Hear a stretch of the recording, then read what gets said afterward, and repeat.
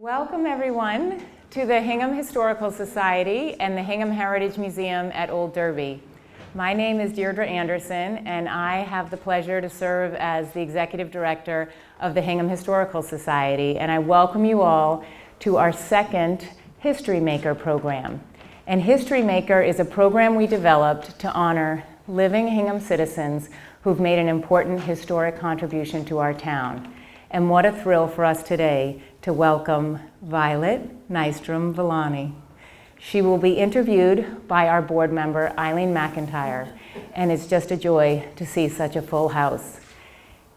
After their presentation, which will include a bunch of visuals that Eileen has been working on very hard and conversations with Vi, we would welcome you all down to our museum shop on the first floor for refreshments. There's also an opportunity, if you haven't been into the museum yet, to see our exhibits on the second floor. The temporary, or not, our rotating exhibits are in the ballroom, and our inaugural exhibit is Boxes, Buckets, and Toys, the Woodenware of Hingham. And our permanent collection is in the Kelly Gallery, which is behind the glass doors you might have seen on your way up to the third floor. I'd also like to make you aware that virtually every weekend, it seems, we've had some programming at the Hingham Historical Society, so we welcome you back for future lectures. Next Saturday, we will welcome author Meg Ferris Kenny. If any of you remember Oliver and Rita Ferris, Meg is their daughter and has written a book called The House on School Street. It's about 7 generations living at 74 School Street in Center Hingham. So while today's exciting conversation will focus on South Hingham, next weekend we'll focus on Center Hingham. We also have a year-long lecture series going on titled The Spirit of Enterprise. And virtually every month we have a lecture on the industries and businesses that have made Hingham. Our next one is Sunday, November 4th, and it features a panel presentation with 3 executives from Talbot's. They're going to tell us how Nancy Talbot packaged bags in her garage with her friends and shipped sweaters all over the country into the company that it is today, employing over 3,000 people here in Hingham and 11,000 people nationwide. So that's Sunday, November 4th, and we'll have these downstairs. But without further ado, I would like to, on behalf of Eileen, who has spearheaded this project, present, on behalf of the Hingham Historical Society, Eileen worked with our representative, Joan Moschino, to present a proclamation. Be it hereby known to all that the Massachusetts House of Representatives offers its sincerest congratulations to Violet Nystrom Villani in recognition of your being honored as a Hingham History Maker representing 94 years of living history. The entire membership extends its very best wishes and expresses the hope for future good, for fortune, and continued success in all endeavors. Signed by Robert DeLeo, Speaker of the House, and Joan Moschino, State Representative. Congratulations, Violet.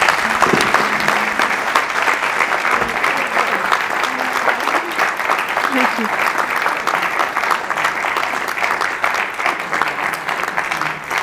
Thank you. I just have to say, I'm not a history maker. I'm just a person who's lived a long time and done a lot of things. Thank you, Vi. I was actually hoping Deirdre would wait until the end because it can get overwhelming sometimes. So good afternoon. It is my privilege today to have a conversation with Violet Nystrom. I've been taking Finnish elocution lessons with Violet Nystrom Villani, whose life captures so many important moments and themes in Hingham's 20th century history. Thank you so much, Vi, for talking with me today. Through the lens of Violet's life experience, we are going to cover 4 topics concerning Hingham in the 20th century. First, the contributions of Finnish immigrants to our community and our country, particularly in the first half of the century. Then, life in Hingham during the Great Depression. We'll also talk about World War II, the impact it had on Hingham and on the life of one teenage Hingham girl. and will celebrate our community's appreciation of live music in many forms throughout the 20th century. For each topic, I will first provide some background information referencing maps, photos, other items that will be displayed on the slides, and then Violet and I will talk a bit. So here goes. You may wonder, as I did, why Finns were emigrating to America a century ago. A great migration of Finns to North America began in 1870, but intensified in the early years of the 20th century. A period of drought and widespread starvation was an important early driver, but Finns also left their homeland in large numbers for political reasons. After centuries of operating under Swedish rule, the Finnish provinces were under Russian control as a result of Russia's 1808-1809 war with Sweden. But it was only 90 years later, in 1899, that Russia began an aggressive campaign for the Russification of these provinces. Finns now were expected to speak Russian, to join the Russian army, and when they resisted, higher taxes were imposed. So many Finns left. When Finns arrived in the US, they often sought work in the mining or lumber industries in Michigan and Minnesota. But pockets of Finnish settlement also developed in New England, including in Quincy and Hingham. And as we'll see today, there was a strong connection between these two Finnish immigrant communities. Many Finnish men then worked in the quarries and in shipbuilding.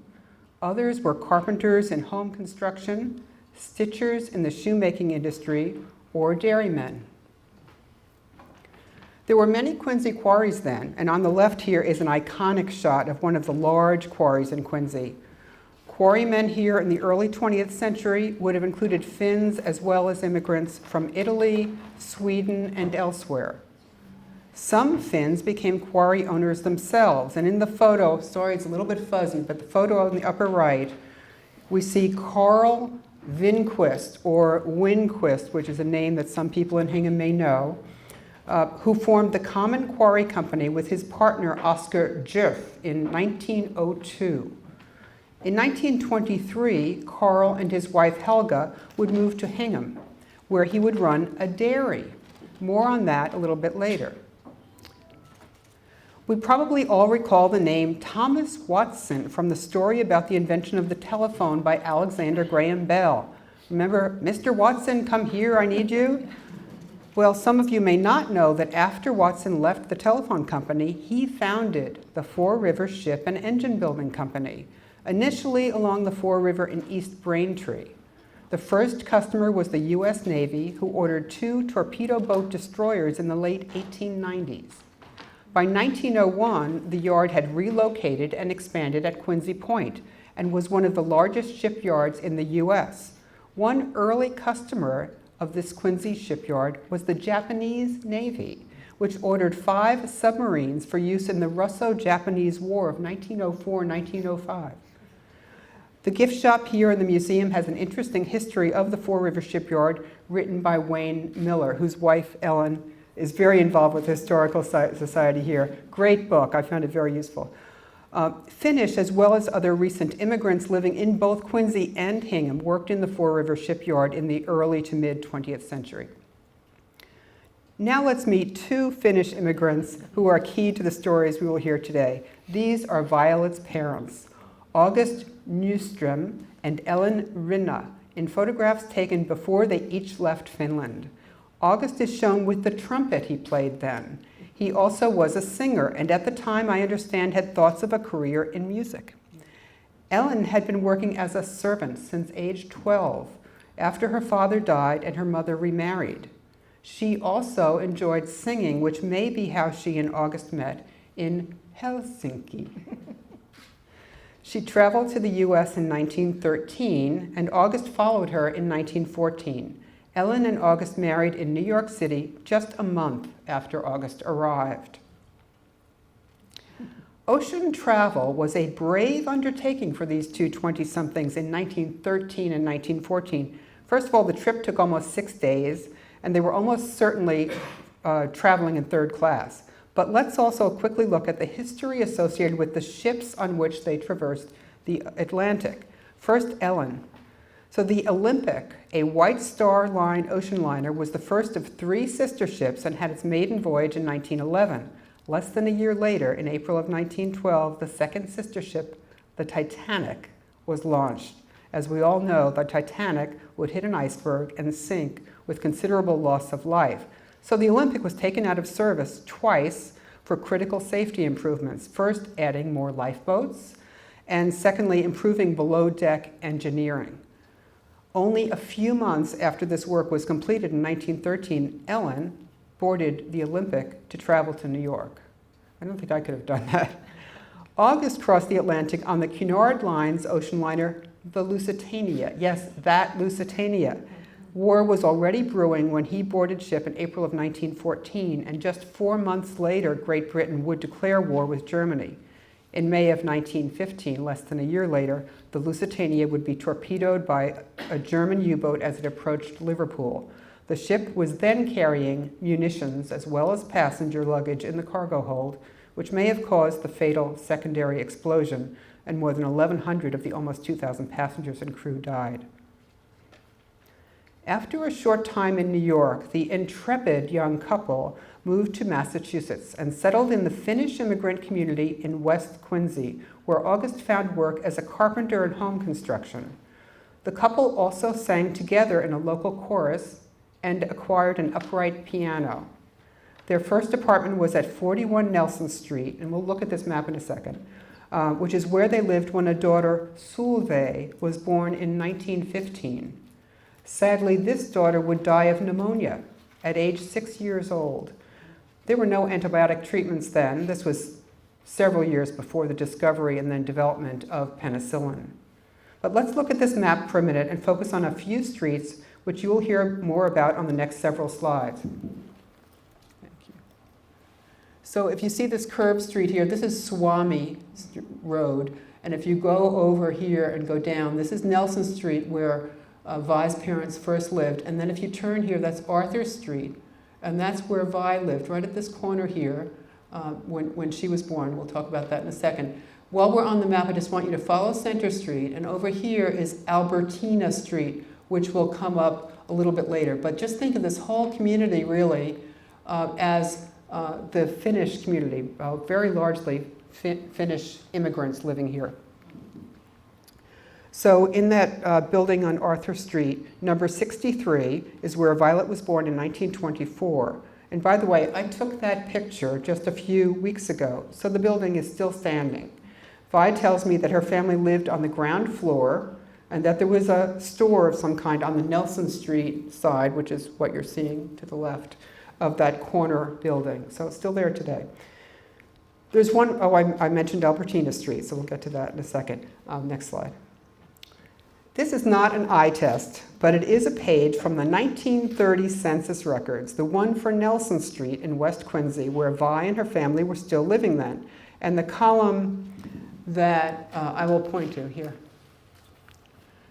In those days, they were asking, where were you born? This is the column here.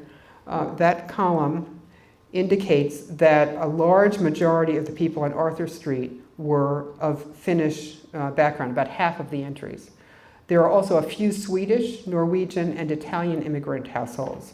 The arrow on the upper left points to the information entered for Violet's household at 63 Arthur Street, and the entry indicates that Vi's father worked as a carpenter in home building. It also says that her mother was a housekeeper working for a private family. Here are some lovely shots of Violet Nystrom as a young girl, which makes a very good backdrop for some conversation with Vi. So Vi, let's talk first about the music that was so much a part of your life when you were very young in West Quincy. I just accidentally closed my, there we go. You've told me you began taking piano lessons at age 4, but tell me about music and performance in your life when you were very young then. Well, of course, my father had a wonderful voice, and I used to sing with him when he went out to Swedish or Finnish affairs. And but the thing was, when my mother worked, of course, I had to stay with someone when I was such a young child, And I stayed with a family called the Newtonans, and they were very musical. One brother played an instrument, and I learned piano from one of the daughters, which was Helga Newtonen. And well, music was just part of my life, other than going out and playing with all the kids in the neighborhood and playing cowboys and Indians. And were you dancing as well? Oh yes, I would go to the dances at the Finnish Hall, the T.Y. Valley Hall, or I've forgotten the other hall.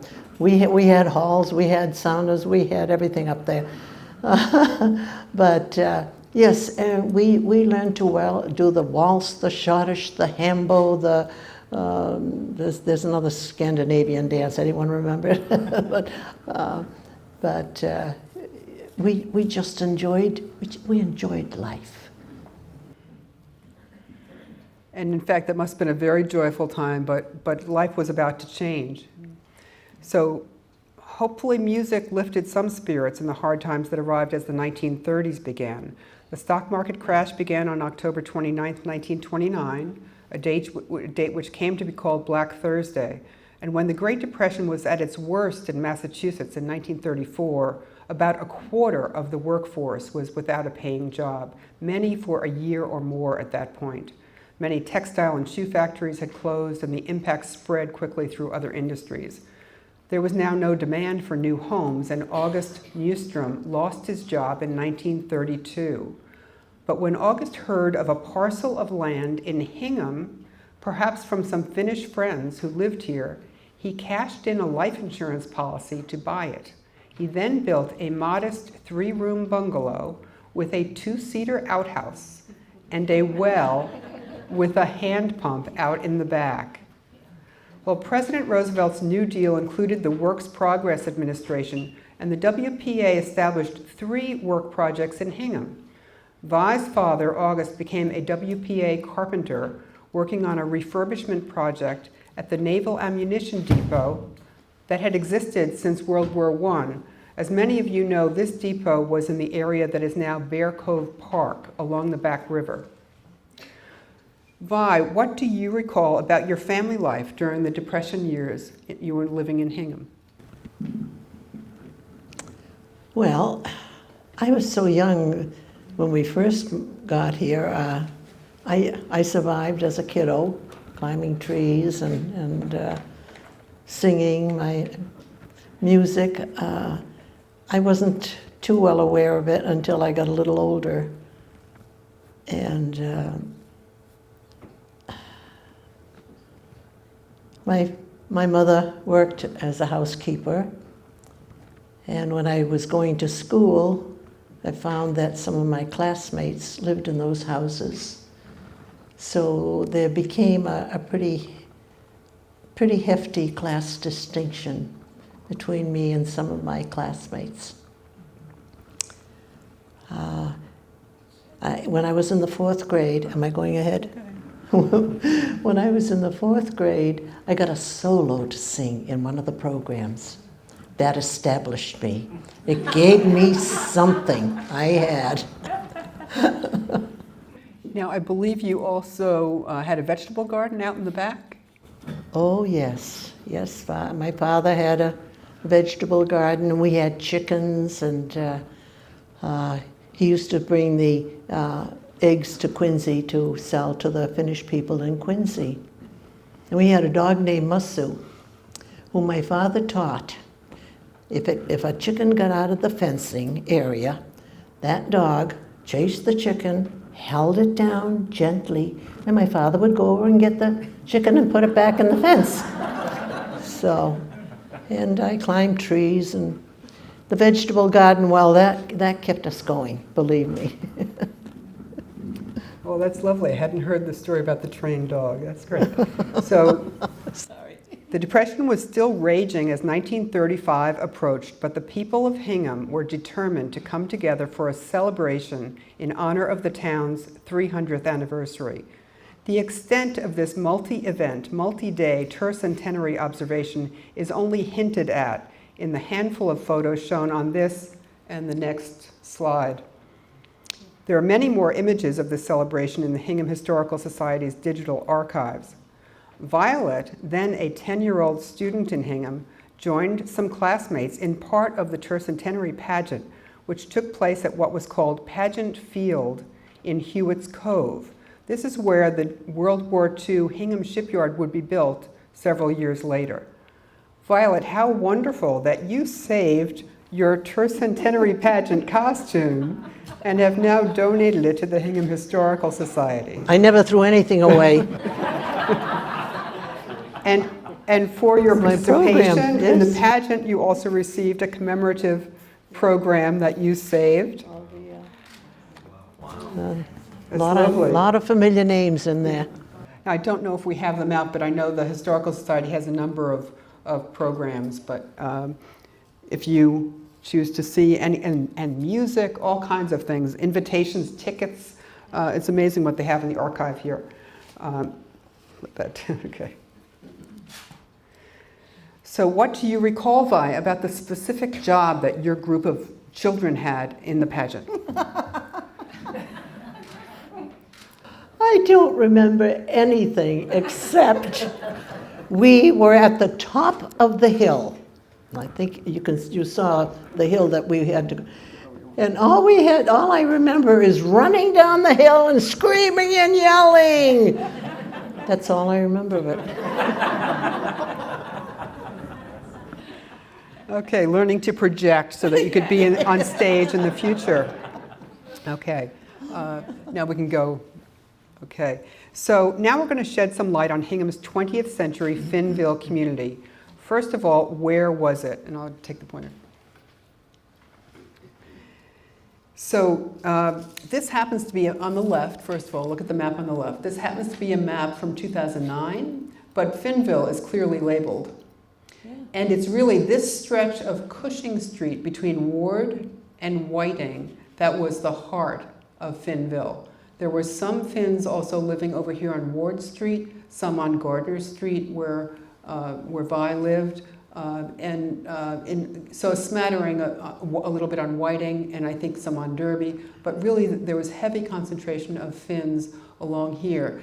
Now, one reason perhaps that they settled there, and we'll talk about when they started to settle there, look at this 1903 atlas. The very edge here, and I've cut this map off, but this is some of the dense population on Main Street and up here on High Street. So you see Hingham had started to build out, but Cushing Street was pretty empty. So there was land available.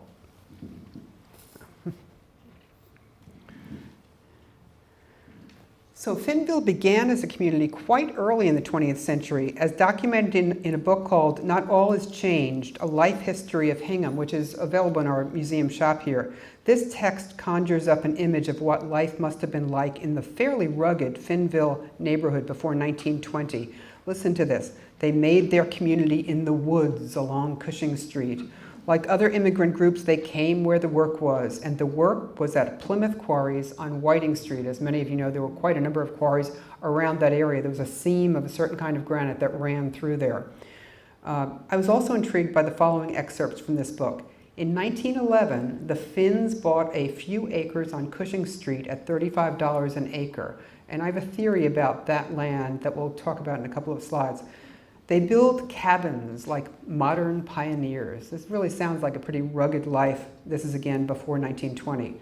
I wonder if the geography of the area at that time, fairly untamed, might have reminded some of these settlers a bit of Finland. The area was heavily wooded. It was quite hilly then. It was before Cushing Street was flattened out a bit.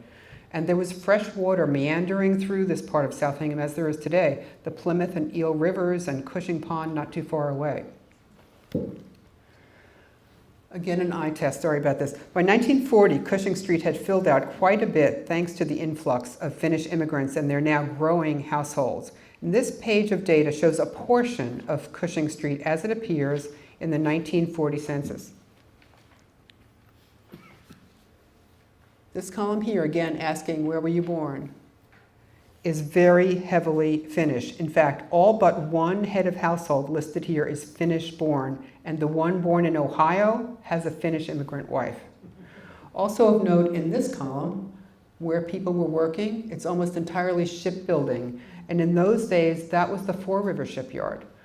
So they were traveling back to Quincy for work.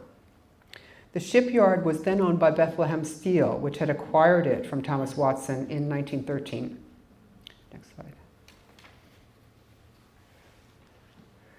From the same 1940 census, here is a bit more of Cushing Street. Now the columns with arrows do tell a similar story, first of Finnish immigrant concentration in head of household, and in this other one, a lot of shipbuilding. But there's other interesting points on this page. First, there's a group of 9 homes, which I bracketed. You can't see the bracket too well, but trust me, 9 homes right here that all have the same street address, 280 Cushing Street, but they're labeled A through I. This was a community of what started out as very simple cabins at that point on Cushing Street. And I have a theory that that might be the parcel that those Finns bought back in 1911. Or, a group of Finns bought it. I haven't totally connected the dots on that, but that's my theory at this point.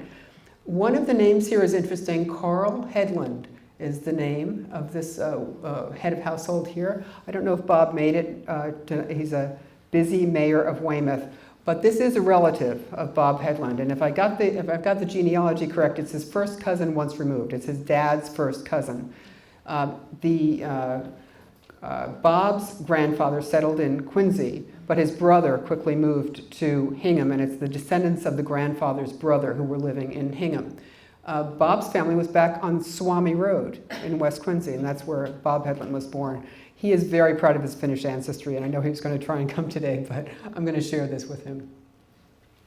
Okay, one other thing to mention there, yes, thank you for that, is one of the homes in that group of 9 is the Beinecke household. They were at 280A Cushing, and I know that in a second Vi is going to tell us a story about her experience of the Beinecke. So let's look quickly at a few more slides about Finnville, and then I'll chat with Vi about this interesting neighborhood. So first of all, this image takes us back to around 1918. It's a bit earlier in the build-out of Finnville, and it involves Finns who were living on Ward Street and High Street. What you're looking at is a Sunday school group outside the church that had been built by the black community of Tuttleville in the 19th century.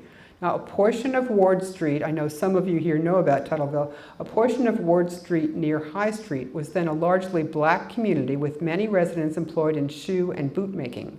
James King Tuttle, one of the early black residents, and his half-brother John Tuttle had led an effort to build the Free Christian Mission Church for the community in 1873. The church, also known as the Zion Hill Chapel at different points, was at the corner of Ward and High Street. In this Sunday school group photo, which in the archives has many Finnish names listed in the description in terms of the children there, it suggests that this historically black church had welcomed in the early 20th century the new Finnish immigrants who were living nearby. And I'll point out 2 of the Tuttle children in the photo. Here is Norman Tuttle and Shirley Tuttle, surrounded by Finns. It's really a lovely little vignette. The church building, by the way, would later be sold and its steeple removed, and it was transformed to a dentist's office. The structure still exists today, and there's a plaque on it. Further along Ward Street, near what is now the Black Rock Golf Club, is a home that is owned today by Paul Rory, with my Finnish explanation. Paul is the grandson of Edwin and Matilda Rory. They are shown here on the right of the slide. On the left of the slide is a photo of Paul's grandfather driving an early 20th century automobile, and it's very fitting, if those of you know Paul, know he's really into automobiles, so it's lovely that he has this photo of his grandfather. Edwin and Matilda had left Finland in 1907, and like the Nystroms, they first lived in the Finnish neighborhood of West Quincy, where Edwin was a cabinet maker and their 2 sons were born. Remember Albertina Street that I pointed out on that map? That's where the Voorhees had lived. The Vorys moved to Hingham in the 1930s, where Edwin and his son Edwin Jr. built a home on Ward Street. And shown here is basically the original footprint of the home that was built in 1939. You can see the stone there that says 1939. Paul tells me that the home originally had a typically Finnish sauna in the backyard. And I've read that when Finns built a home, the sauna was often the first thing completed. Paul also proudly showed me a stunning example of his Finnish grandfather's fine cabinetry work. And this is really an amazing piece of furniture. You see the glass doors and those wooden doors. This actually now had a phonograph in it and speakers, but I don't know whether it was originally designed for that. It's just beautiful workmanship and beautiful wood, so he proudly has that in his home. One family we mentioned earlier were Carl and Helga Winquist, or Winquist, as many know the name here in Hingham. On this slide, we see the family's dairy after they moved in 1923 to High Street in Hingham. This dairy continued operations well into the 1950s, thanks to the large family who took over after Carl had died. One of the sons and his 7 siblings ran the dairy for some time. So now let's hear a bit from Vi about some of her memories of growing up as part of this Finnish community in Hingham. Let's begin, Vi, talking about that group of Finnish families on what is now Old County Road, in those cabins there. What do you recall about visiting the Beinecke Kingdoms? Well, we would go on Saturday night my parents had some friends, and we were invited over for coffee and nisu, which is Finnish coffee bread, and to use their sauna. So the couples would take their turns going in the sauna, and I would go with my mom and dad. And mind you, not like in the steam baths in this country where people wrap a towel around themselves. We went nude. I never noticed my parents because I did it from the tiniest little girl. So I was quite used to it. And until I got to be about 12 years old, we went to some of the saunas in Quincy, which were a business. And the owner came over to my father and said, you know, Gus, your daughter is 12 years old. Don't you think you ought to stop going to the sauna with her? So we did make arrangements, but I never noticed anything. And that's you know, you grow up a certain way and there's nothing brunchy about it. I think that was it. Yeah, well, that's lovely. And I know you've also talked about sometimes there were celebrations in other parts of the South Shore where lots of Finns would get together. Oh yes, they would, like at Huvila Park in Weymouth. I don't know if it exists anymore. I think there are houses built there now on the other side of Whitman's Pond. But places like that, we would have in the summertime big outings, picnics where the men competed in games and stuff. And my husband, later years when we went to them, he used to beat the Finns at horseshoes. And it didn't work out too well because he was Italian. And we'll talk about Sam before too long. You also had milk delivery for a time from the Winquist Dairy. We didn't talk about that during the section on the Depression, but there was an interesting story about the town stepping forward to take care of... They paid the milk bill so that I would have milk. And also, my father could go down to the town office and get underwear or whatever he needed for clothes to be able to work. The town was very, very good to the people. So that's really lovely to think of the town stepping forward like that. So, and here's a picture of Vi at age 13. She's really shut up, and with her dog still, and her mom and her dad. And there's the vegetable garden that they had in the backyard. Her dad was hardworking. As you moved through the Hingham school system, you started meeting children from other parts of Hingham. Was it fun to meet new friends, and what was your life, how was it changing in those days? Oh yes, because I met a lot more musicians. So I had a good time, and I just enjoyed school and people. And where I lived alone, and had lived alone with just my parents, having moved from a city where there were lots of kiddos around. I just enjoyed every friend that I made. And what can I say?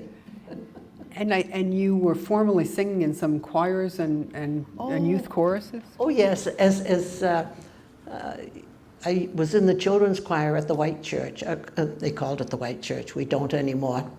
At the Congregational Church.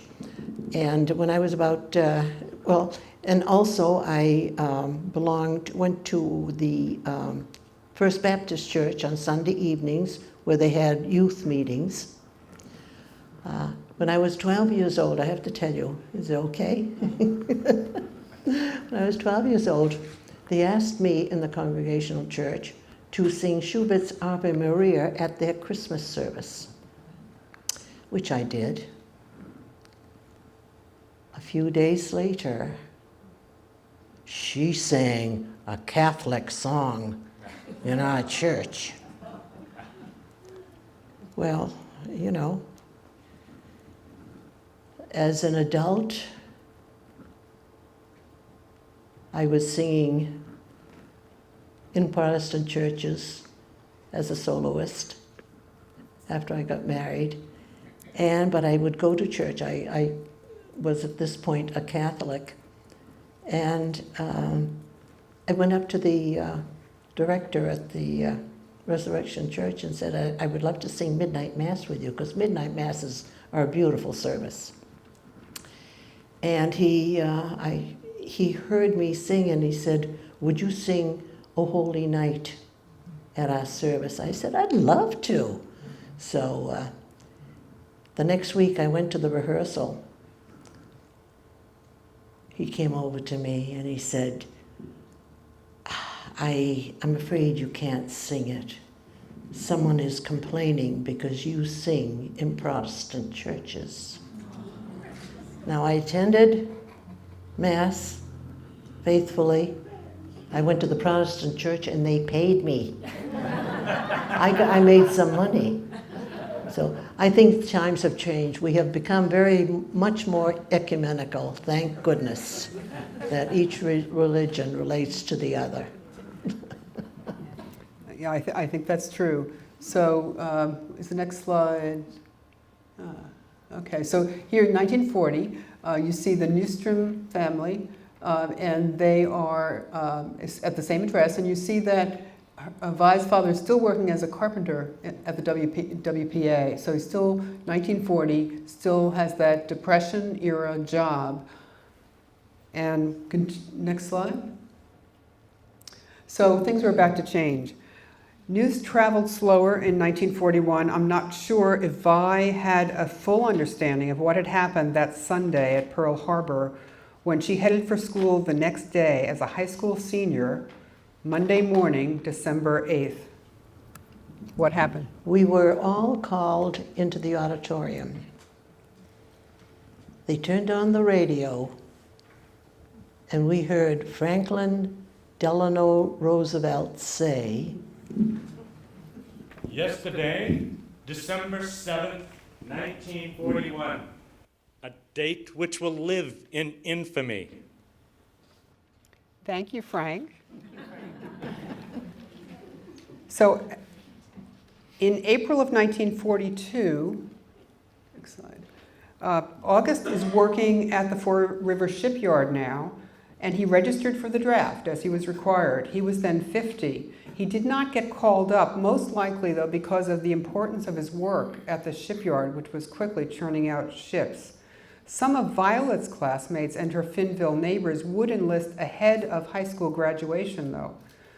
And as a high school senior in the class of 1942, Violet found opportunities to volunteer right here in Hingham, both as an air raid warden, and she had a helmet just like this,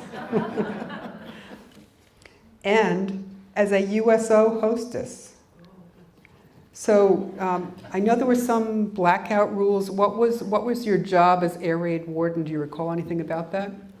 well, if there were an air raid, we would hear the sirens blow, and I had to check my section of the street to make sure that no windows were showing light.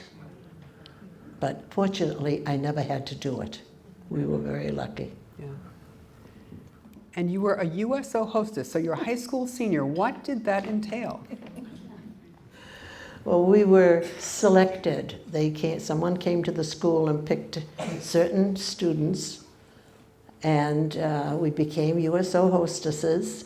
We were picked up in a van, escorted to Prospect Street, where there were two Army groups, an infantry group and combat engineer group. And we were taken to the hall and we danced with the soldiers. Into the evening, back in the van and home. We were watched very carefully because, well, we weren't old enough yet to be dating anyone. Of course, there was a cornfield.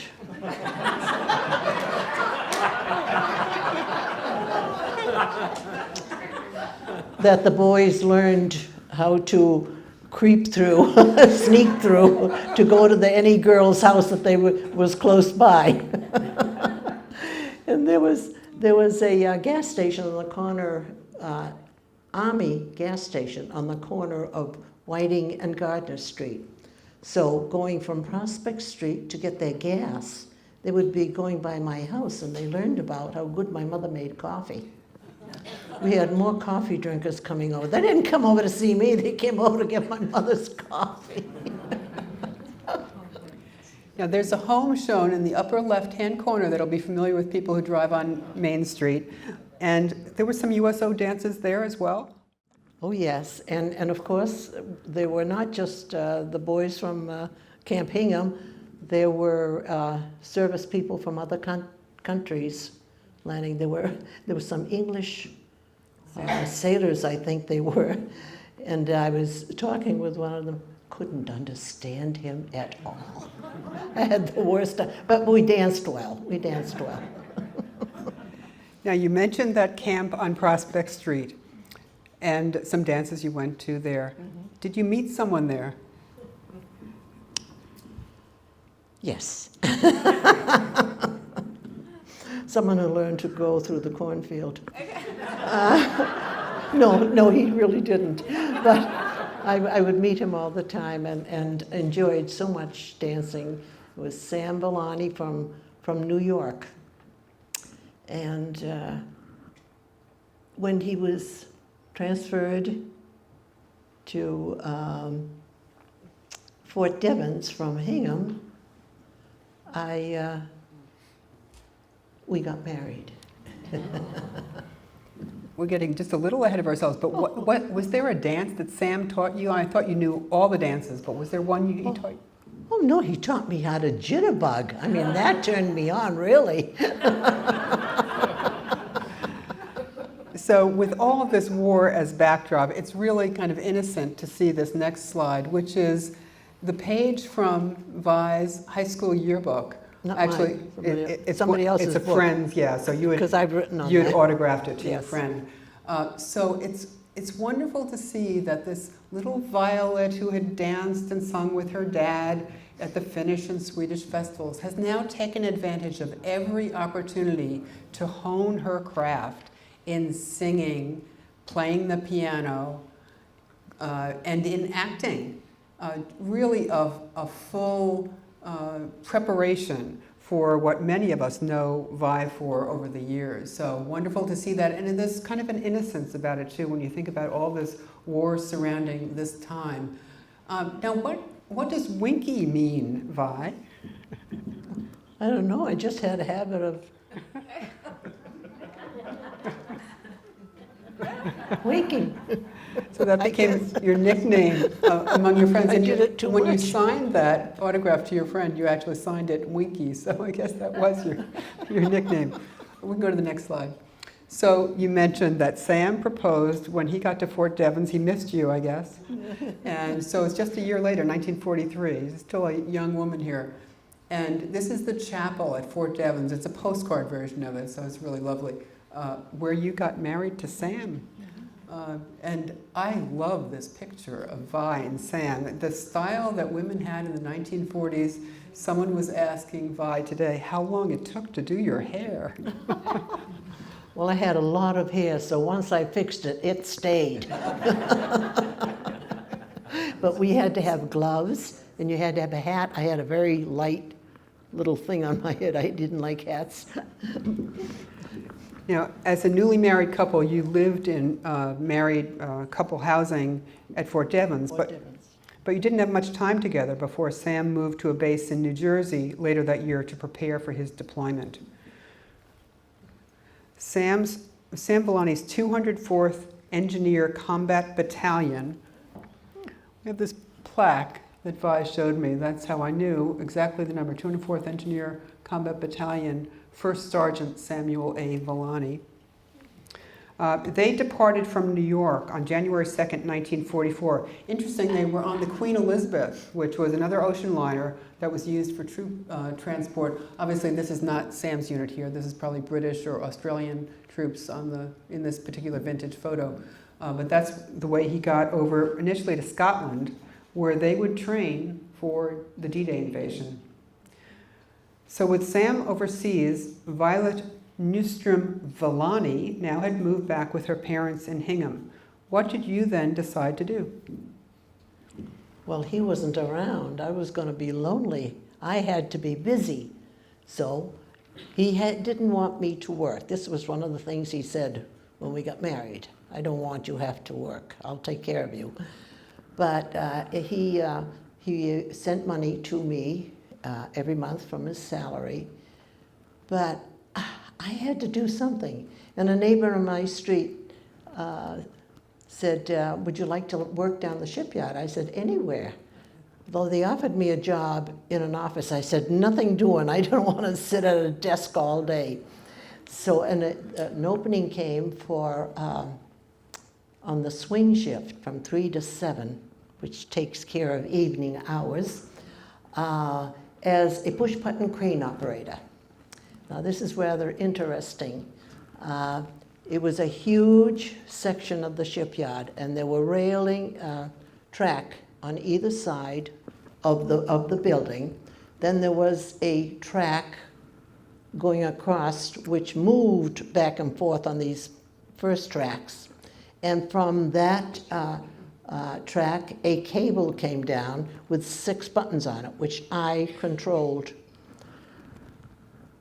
I had to pick up these huge, I didn't, the crane did, pick up these huge sheets of metal and pick them up, and I'd have 2 men that guided it, because it was hanging free, would guide it over to a machine, drop it carefully on the machine.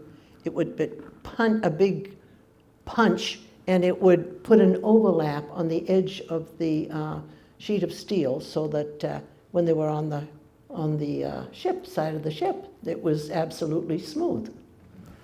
And then, of course, I had to pick that up and put it to another spot where it would be later taken to be used. That was hard work. I had to wear a hat, wear pants, steel-toed shoes, metal-toed shoes, and I walked on concrete all day. It was not easy. So crane operators that can sit down in their crane have a lot better time. But that was my job in the shipyard. And it was very cold there. Oh, yes, of course, the steel mill. We'd have the winter time. It was very, very cold, and there was like a refrigerator in there. You know, when the heat goes off, you know how things get cold. The thing was, the next day it would get warm. The steel mill was ice cold for days. That steel just kept it cold. It wasn't easy. So you wore gloves and warm hat. Yes. And I know there were a number of women working in the shipyard. Were any of them in your area? No, none that I know of, no. So as you've explained to me, it was kind of an isolated building because it's kind of dangerous with these big sheets of steel moving around. So you and the 2 guys, and And how were you treated? How did you feel about working with these two guys? Well, this was just one section of the building, because the other sections, they were building these ships right inside there and then taking them out, or building them sections inside. What was your question? So you were just working with two men? Yes. One of the boys, I guess, huh? No. But you were comfortable? Yes. Aside from being Because there were a very lot of cold. people all around. Yeah. So I just want to make a point about the shipyard, because there's some wonderful pictures here, these two slides. Right before Vi had joined the shipyard, it was recognized for its amazing accomplishment of producing 227 ships in 3.5 years. The shipyard was awarded an E for Excellence designation, and the women who worked at the shipyard in 1943 received pins for contributing to that effort. This next slide, when Vi was talking about the steel coming in, it came in on a rail spur that then ran along Beale Street. I think some of those tracks, a little bit, are still there. That rail spur ran along Beale Street specifically for this purpose. And then there was a piece that headed right into the shipyard, roughly where Fresh Market is now, is the best I can figure. It actually went under Lincoln Street. Lincoln Street was elevated then. So that's the rail spur going into the shipyard, and that would be bringing these pre-cut sheets of steel that would come into the steel mill that Vi was working in. So I suspect that Violet did not hear very regularly from Sam after he deployed. The 204th Engineer Combat Battalion was very busy and in harm's way as it supported the Third Army from the beaches of Normandy through Central Europe. Sam would earn a Bronze Star for heroism along the way. And by the way, it was the famous General George S. Patton that commanded the U.S. Third Army from right after D-Day through France and deep into Germany. Peace would come in Europe when Germany surrendered to the Allied forces in May of 1945, and you see on the left troops celebrating in Paris. But Sam's unit had more work to do. They went on to Nuremberg, and here's a picture of a really devastated Nuremberg because of all the bombing of the war. They were sent there to prepare some housing and other structures in advance of the Nuremberg war trials that were going to take place. So they were already working towards that. So Vi, it was months later, because of that work he was doing. Yes. Yeah, so Vi meets Sam's ship in Boston. I first went, we'll hold this. Okay. You went into Boston to meet Sam's ship. Now, obviously, there was no email or texting back then. So how did you know when his ship was coming in? The newspaper always gave listings of all the ships that were coming in from overseas. And Sam's was coming to Boston, so I flew into Boston for that day. They were telling when it was going to be in there. And you know how the wharves are, there's the big water in between. Okay, I was able to go on one wharf, and because I couldn't go on the wharf that his ship was coming on. It was over on the other side. So I stood on the edge of the thing, and when the guys came out on deck, I'm shouting across the water. I had a big voice, shouting across his name across the water, and finally he came to the side of the deck and waved to me. And then when they did get off, I was able to see them coming from wherever they came in the building. And so when he came up, I ran over to him. Of course, we kissed. And all the other guys says, "Ah." I asked Vi to bring this plate because I was really touched by it. The duty that Sam had in Nuremberg exposed him to this real horrible devastation in the city. But he brought back this beautiful plate, and all around it are structures, probably many of which were no longer standing or were really severely damaged. So it's really a touching memento of a Nuremberg that was no longer really visible, except on this plate that Vi has held on to. So Vi, you must have been so grateful that Sam had arrived home and intact when so many did not. Did Sam tell you what he'd done to earn that Bronze Star? Yes, they were camped on in some wooded area near a big field. and suddenly a German German airplane came swooping down towards them. Sam ran across the field to the guns and fired and got the plane to leave. So he got his, I think he was slightly wounded. They were going to, he said they were going to give him the, what is that? Purple Heart. But he said, I don't want it. I don't deserve it. I wasn't wounded. Give it, let the wounded ones really deserve it. But he worked for that. He definitely did. Oh, So- can I say another thing? Yeah. The thought that just crossed my mind. He was a first sergeant. And they offered him to upgrade him to lieutenant. And he said, no, I do not want to be an officer. I want to be with my men. So post-war, peacetime in Hingham, you and Sam lived for a short time with your parents in their home at 136 Gardner that now had been expanded with indoor plumbing. Yes. And Sam had joined the Carpenters Union and was working in construction. I know he got to be in kind of a management position for that union over time. You now had time together to start a family, contributing to that post-war baby boom in the US that began in 1946, which was the year that your first child, Stephen, was born. Your wartime work and your savings when Sam was away, because you worked at the shipyard, you saved all those checks he sent home, that allowed you and Sam to make a down payment on a piece of property right next door to your parents at 140 Gardner. And thanks to the GI Bill that had been passed by Congress in 1944, Sam was eligible for a low-interest GI mortgage.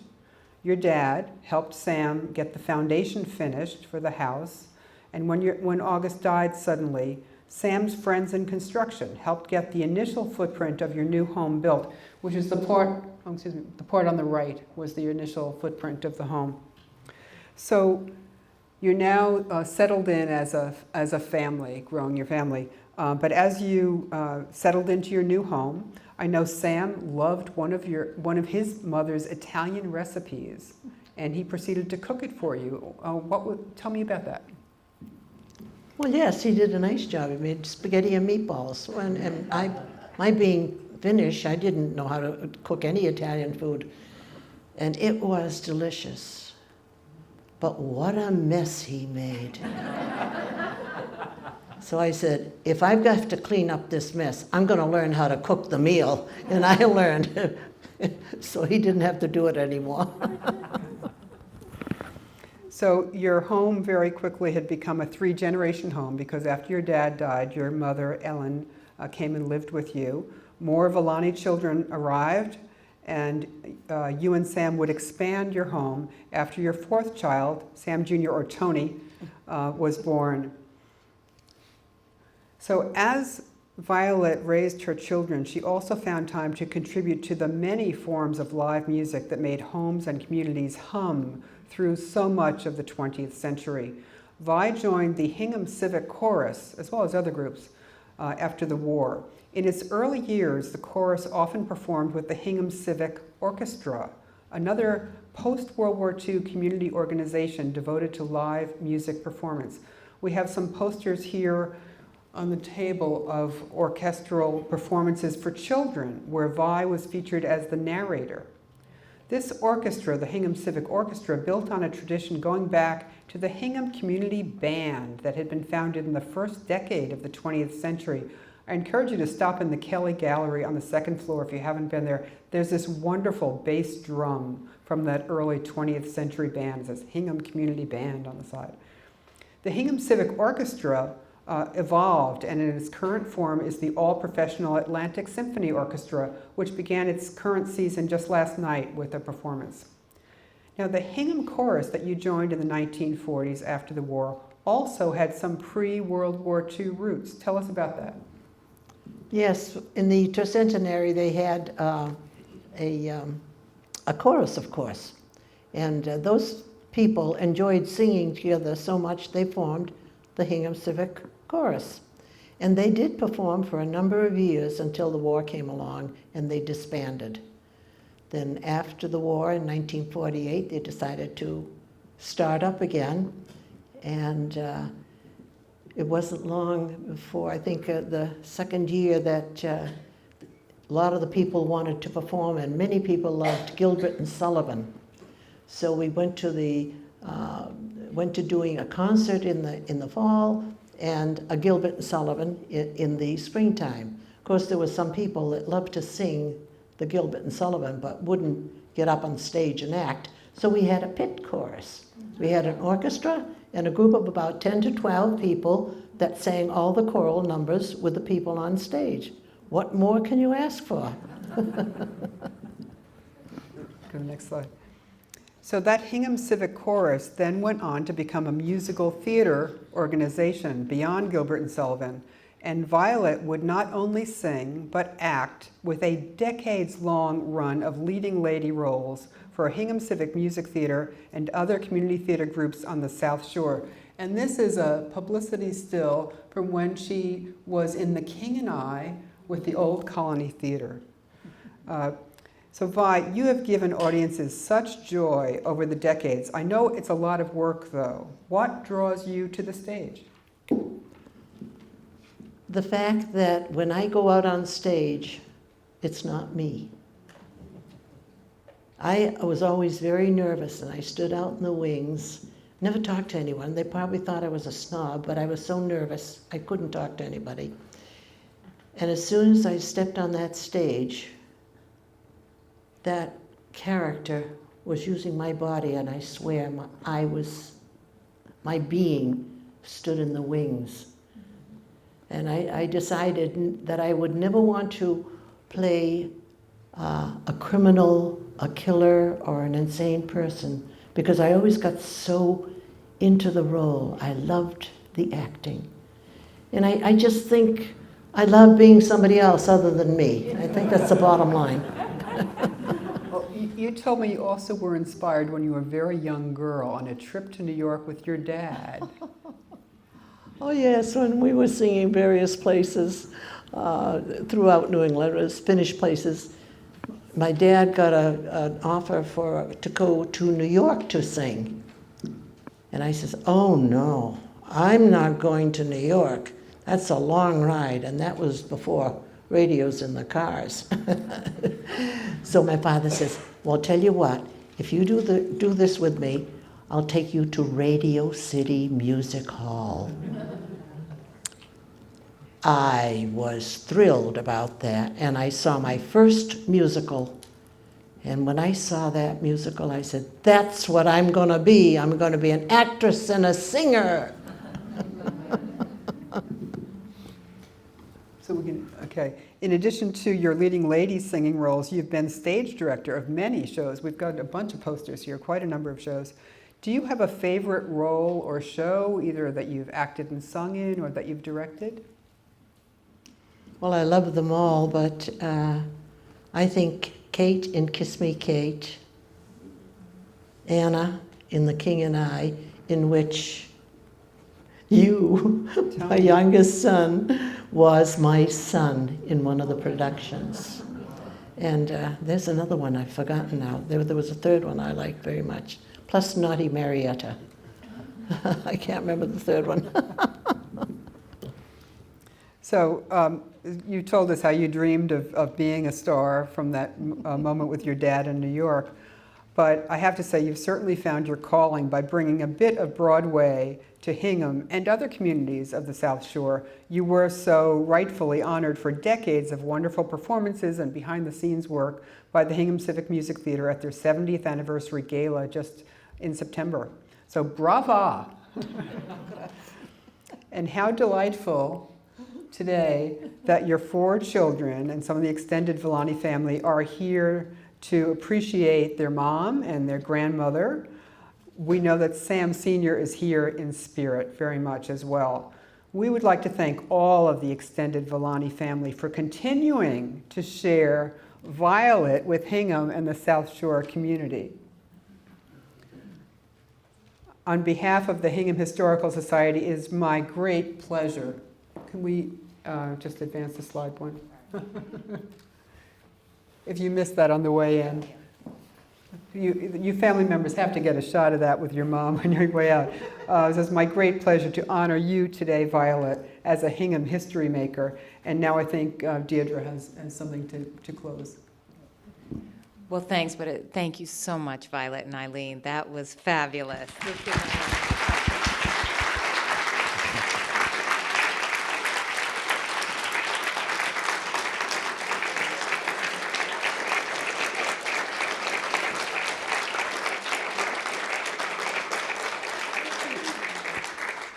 What a wonderful treat. And I needed a little stage direction that I was supposed to do this at this point in the program.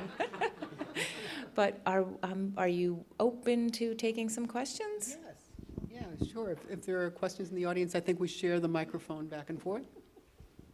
Hi, Vi, it's Diane DiNapoli from the other side of Gardner Street. This was amazing, and I've always kind of wanted to hear some of your stories, so this was a great opportunity to hear them.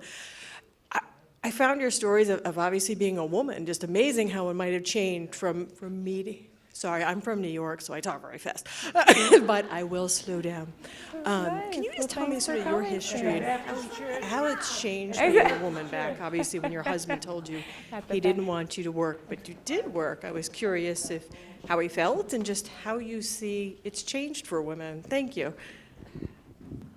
I really don't have any definite answer. I admire the women that are standing up today. I think that women were just housekeepers way back in my day. Take care of the children and do the dishes and this, that, and the other thing. And I think there's some very brilliant women that have come along, and they should speak up. Sorry, guys.